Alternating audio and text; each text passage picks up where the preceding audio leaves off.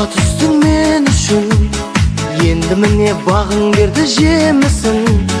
Бала қыранышыңға шықса бұл күнде, мұның бәрі әке сенің жеңісің. Анашымды отырғызып жаныңа, той берейін салып ала ханыма. Ей адамдар, шүкіршілік етіңдер, мұны өмірде әкелерің барына. Тек әкелер сендер ғана лайықсың хан сарайы патша тағына. Тек әкелер сендер ғана лайықсың хан сарайы патша тағына.